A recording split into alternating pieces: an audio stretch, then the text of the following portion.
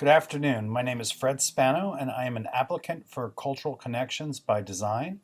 I am presently the interim chair at the Department of Music at the University of North Carolina at Charlotte to your video questions. Number one, what attracts you to Cultural Connections by Design?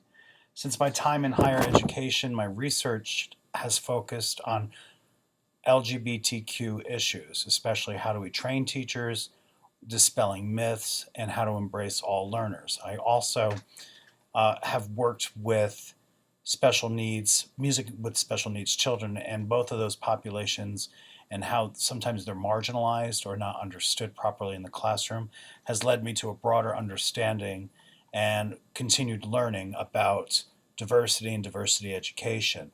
This particular company and its expressed value on being a conduit of change through understanding diversity, dispelling myths, creating change through education is what really attracts me to this company, and also to be part of a team that where I can continue to learn and bring that back to my students and my department, whom I am now in great service to.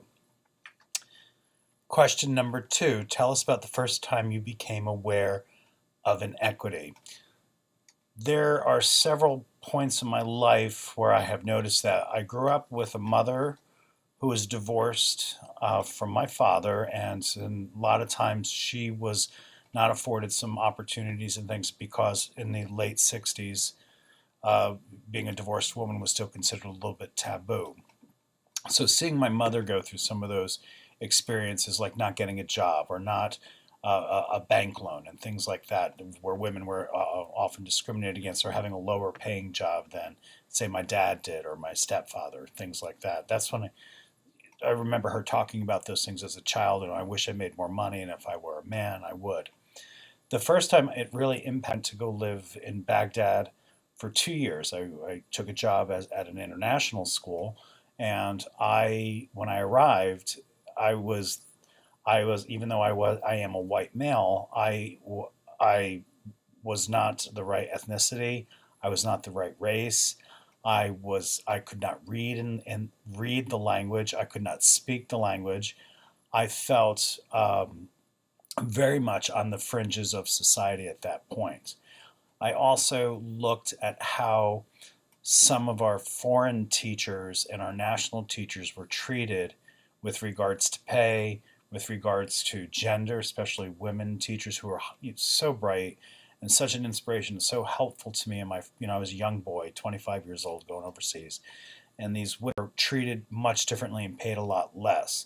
I also felt that it was the first time I understood what it was like, how, or at least have empathy. I don't think I'll ever understand what it's like to be a minority. But I was a minority at that time. The only thing I had going for me was that I was male and I was from the US, and people kind of liked that and would use me for information or other types of diplomatic or favors. So that, I guess, my experiences with my mom as a single mother and my experience as a Christian white male living in a Muslim country from 1988 to 1990 is where I started to really feel inequity or inequality in my life. Question number three, tell us about a time when were positioned as an ally, an advocate, or an accomplice. The first time, obviously, I think for me would have been when I started teaching in 1985. I was in charge of a kindergarten pre-K through sixth grade program where I had 350 students, and I was the only music teacher in the school. There was a band teacher who came down for fifth grade band, but other than that, I was the only advocate for the arts. And so that would be an example of a professional ally. I started becoming more of an ally as I went in my time in higher education, when I was not afraid of my own expressing my own sexual identity, and I knew that students in North Carolina can sometimes feel pressure to hide who they are. And so I went to some safe zone training here on our campus a few years back, and understanding how to talk to students, even though I know who I am, but how do other students feel about themselves, and how to be able to be a good listener, how to be able to be a good advocate for them. And ever since then, I've tried to do that. I had a professor in college who said, try to advocate for who you aren't. And so, if you're a man, advocate for a woman. If you're straight, for gay.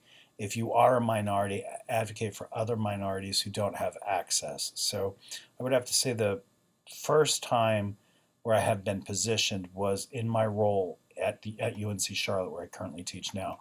And students have come to me over the years asking me, how do they deal with their coming out? One student a couple of years ago, he was dealing with bisexuality. He wasn't sure if that meant he was gay or if he was bisexual, and I had to reassure him that whichever identity he ultimately feels most comfortable with and who he is, they're all okay, and referred him out to some services and some counseling and things like that.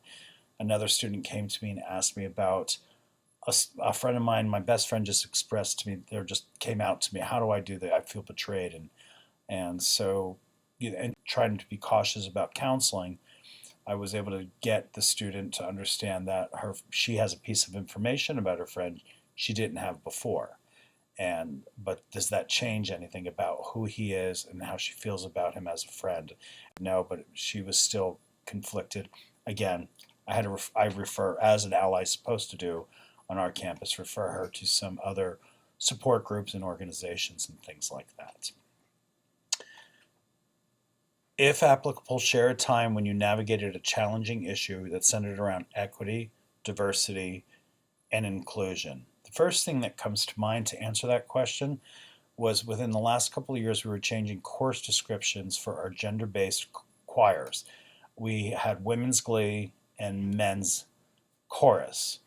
The easiest of the two tasks is changing women's glee to women's chorus. The word glee signified more of the television show and having a show choir type of presence, and that particular change went without an issue. However, the course descriptions for both men's chorus and women's chorus specifically said men, and I wanted to change the course description to say, for persons who identify as a man, or people who are a person who identifies as a woman, to include inclusive language, which, to follow some guidelines I had found in other universities in Pennsylvania and at conferences that I've attended for LGBTQ issues of music education.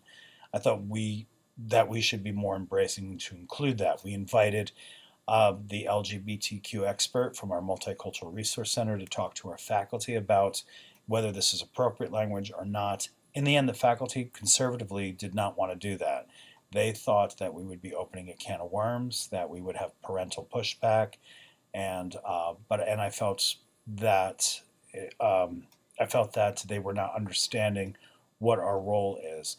But it was a very difficult conversation with the faculty, and they full well knew that they were not being inclusive with the course description, but chose conservatism over inclusion, which took me a while to make my peace with. These are good people, of course, but they're all straight people, and so they don't understand necessarily that a word change is just enough to create safety or to create inclusion.